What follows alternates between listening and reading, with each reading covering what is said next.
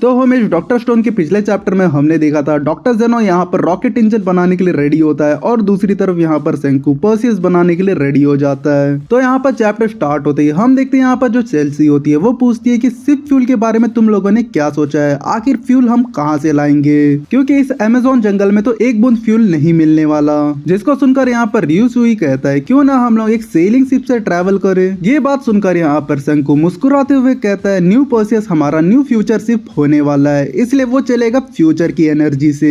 सेंकू की बात सुनकर सभी लोग एक्साइटेड होते हुए कहते हैं क्या फ्यूचर एनर्जी, जिसको सुनकर यहाँ पर सेंकू कहता है हाँ तुम लोगों ने सही सुना है, और जो फ्यूचर एनर्जी है उसको बनाने के लिए हम लोग यूज करने वाले बदबूदार कचड़े को।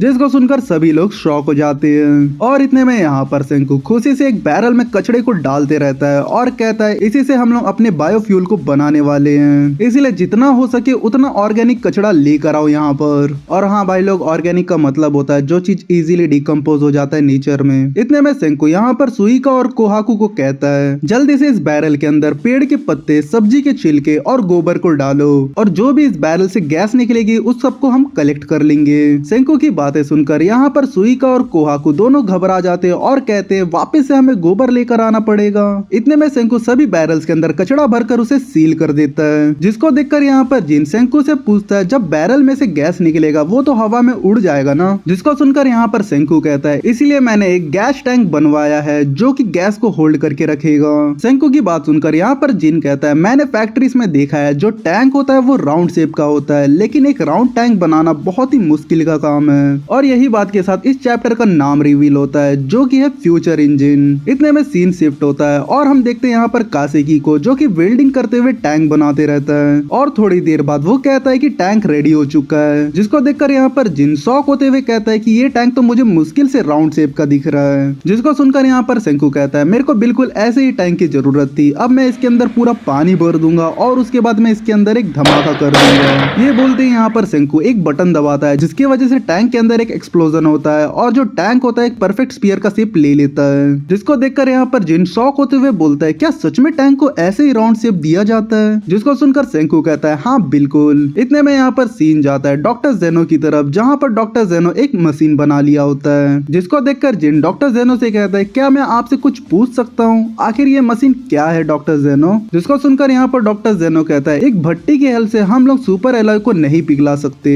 इसीलिए हमें एक इलेक्ट्रिसिटी बेस्ड इंडक्टर हीटर की जरूरत पड़ेगी। इतने में जेन डॉक्टर जेनो से पूछता है ये पावर केबल मुझे पाइप जैसे क्यों दिख रहे हैं। जिसको सुनकर डॉक्टर जेनो जेन से कहता है उन पाइप्स के अंदर पानी है जो कि कूलेंट का काम करते हैं, अगर मैं ऐसा नहीं करूंगा तो बहुत ज्यादा हीट की वजह से मेटल और केबल दोनों पिघल जाएंगे।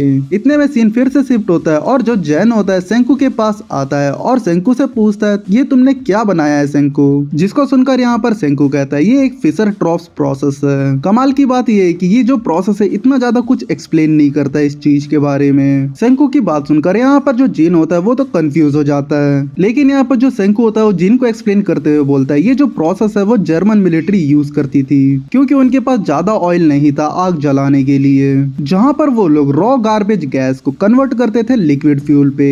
जिसको सुनकर यहाँ पर जिन कहता है ये बात तो मुझे नहीं मालूम था, लेकिन मुझे इतना समझ आ चुका है कि ये कैसे होता है। अगर भाई समझ नहीं आया तो मैं एक्सप्लेन कर देता हूँ इस चीज को भी लेके। जो फिशर ट्रॉप प्रोसेस होता है उसमें क्या होता है कि जो कचड़े होते हैं वो गैस रिलीज करती है अपने, और जो गैस रिलीज होता है उनमें से जो कि होता है कार्बन मोनोऑक्साइड और हाइड्रोजन, इन दोनों को कंबाइन करके बनता है हाइड्रोकार्बन जो कि लिक्विड फॉर्म पे होता है और यही सिंथेटिक फ्यूल है। इतने में सीन वापस यहाँ पर डॉक्टर जेनो की तरफ जाता है जहाँ पर वो मेटल को अरेंज करते हुए बोलता है कि ये जो भी मेटल से हम पूरे पत्थर से निकाले हैं, अगर हम इन सब मेटल को एक साथ मिला दे तो इससे एक अल्टीमेट सुपर एलॉय बन जाएगा जिसको हम बोलेंगे इनकॉनल, जो कि होगा हमारा एक एलिगेंट सुपर एलॉय जिससे हम रॉकेट इंजन बना सकते हैं। जिसको सुनकर यहाँ पर क्रोम कहता है ऐसा तो मैंने पहले कभी नहीं सुना है, तुम कह रहे हो कि ये सबसे स्ट्रॉन्ग मेटल बनने वाला है, ये तो कितना गजब बात है आखिर। इतने में यहाँ पर सीन सेंकू की तरफ जाता है जो कि यहाँ पर ब्लूप्रिंट देखते हुए फ्यूल बनाने की तैयारी करते रहता है, जहाँ पर उससे मिलने यहाँ पर डॉक्टर जेनो आता है। जिसको देखकर यहाँ पर सेंकू बोलता है कि तुम्हारा काम कैसा चल रहा है रॉकेट इंजन बनाने का।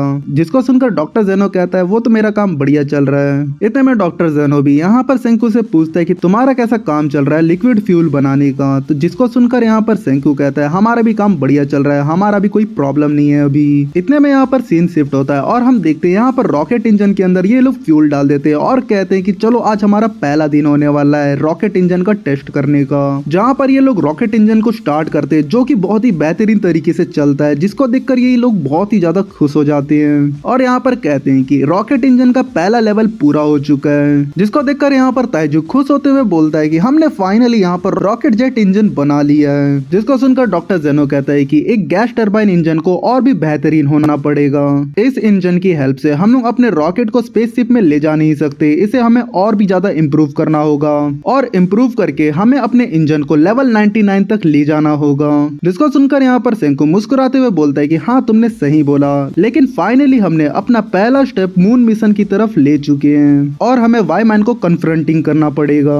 सेंको की बात सुनकर यहाँ पर डॉक्टर जेनो कहता है इंसानियत को ये चीज बनाने में हजारों साल लग गई थी, लेकिन ये चीज को हमें अचीव करने में सिर्फ एक ब्लिंक ऑफ टाइम लग गया। इतने में डॉक्टर जेनो यहाँ पर सेंको से कहता है कि कल से हमारा टास्क फिर से अलग अलग पाथ में जाने वाला है सेंको। जिसको सुनकर यहाँ पर सेंको मुस्कुराते हुए कहता है कि इसमें कोई गलत बात नहीं है। इन दोनों की बात सुनकर यहाँ पर र्यूसाई कहता है कि हम लोग 2 टीम में नहीं, हम लोग 3 टीम में स्प्लिट होने वाले हैं। जिसको सुनकर सभी लोग शॉक होते हुए बोलते हैं कि आखिर ऐसा क्यों। इतने में यहाँ पर र्यूसाई कहता है कि जैसे कि मैंने कहा अब ये जो सिटी है सही रास्ते पर आ चुका है, जहाँ पर हमें थोड़े टाइम के लिए यहाँ पर सेटल होकर अपनी जिंदगी गुजारनी होगी थोड़ी देर के लिए।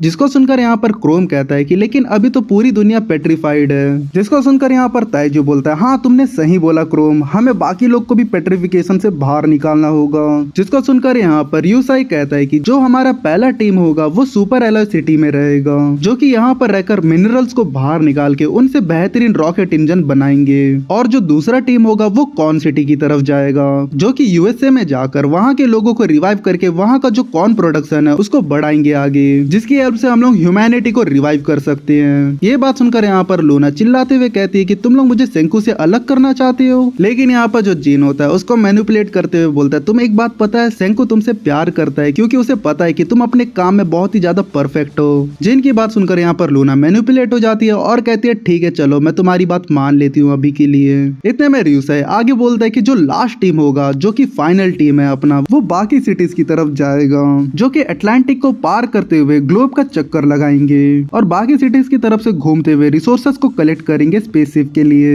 ऐसे करते हुए वो लोग जापान जाएंगे, फिर वहां पर जाकर हमारा फ्यूचर डिसाइड होगा। र्यूसी की बात सुनकर यहाँ पर जिन एकदम आलस हो जाता है और वो बोलता है कि अरे यार ये कितना लंबा जर्नी होने वाला है, आखिर हमें जापान पहुंचने में कितना साल लग जाएगा। जिन की बातें सुनकर यहाँ पर र्यूसाई आगे बोलता है कि तुम रोना धोना बंद कर दो, क्योंकि जो हमने रॉकेट इंजन बनाया तुम्हें क्या लगता है वो सिर्फ हमने रॉकेट के लिए बनाया है, अब चलो तुम अपने आंसुओं को रोक लो।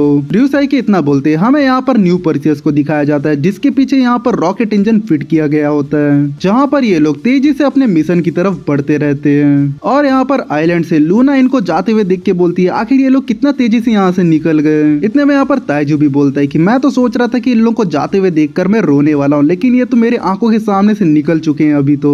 और यहाँ पर ओक्यो लूना की बात सुनकर बोलता है कि तुम अपना रोना बंद करो, हम रेडियो में उनसे डेली बात कर सकते हैं। इतने में सीन वापस से परसियस को दिखाया जाता है, जहाँ पर राइसियो होता है वो परसियस के बारे में बताते रहता है, जो उसका ओल्ड इंजन था वो 4 नॉट 300 हॉर्स पावर से चलता था, लेकिन अब सुपर एलॉय इंजन की वजह से हम लोग अब 10,000 हॉर्स पावर की स्पीड से जा सकते हैं, जो कि है 20 नॉट। इतने में राइसियो आगे कहता है कि जो पैसिफिक ओशन को हमने पार किया था वो भी 40 दिन के अंदर, और जो अटलांटिक ओशन का डिस्टेंस है वो भी सेम डिस्टेंस है, जिसको हम लोग पार करेंगे वो भी हफ्ते दिन के अंदर, वो भी इस न्यू परसियस की वजह से। परसियस को तेजी से जाता हुआ देखकर यहाँ पर जो क्रोम होता है वो तो बहुत ही ज्यादा खुश होते रहता है। ये चीज देखकर यहाँ पर कोहाकू भी बोलती है ये कितना इंस्पायरिंग है, मैंने कभी नहीं सोचा था कि हम इतनी तेजी से आगे बढ़ेंगे। कोहाकू की बात सुनकर यहाँ पर सेंको भी कहता है कि हम लोग 5 टाइम्स बहुत तेजी से आगे बढ़ रहे हैं। सेंको की बात सुनकर यहाँ पर क्रोम बोलता है कि ये इंजन हमें मून तक ले जा सकता है, मुझे ये चीज फील हो रहा है। जहाँ पर क्रोम जो होता है वो इमोशनल होते हुए बोलता है कि हमने जो काम किया था पत्थर तोड़ने से लेकर इंजन बनाने तक, ये चीज सोचकर मुझे बहुत अच्छा महसूस हो रहा है। इतने में यहाँ पर सुइका क्रोम को रोता हुआ देखकर पूछती है क्या तुम रो रहे हो क्रोम, जिसको सुनकर यहाँ पर क्रोम कहता है मुझे नहीं पता, लेकिन मुझे बहुत बढ़िया लग रहा है अभी। इतने में सेंकू कहता है हमें अब पार करना होगा अटलांटिक ओशन को, वो भी 1 हफ्ते के अंदर। सेंकू के इतना बोलते ये चैप्टर यहीं पर एंड होता है। यहाँ तक वीडियो देखने के लिए थैंक यू। तो चलो मिलते हैं नेक्स्ट वीडियो पे।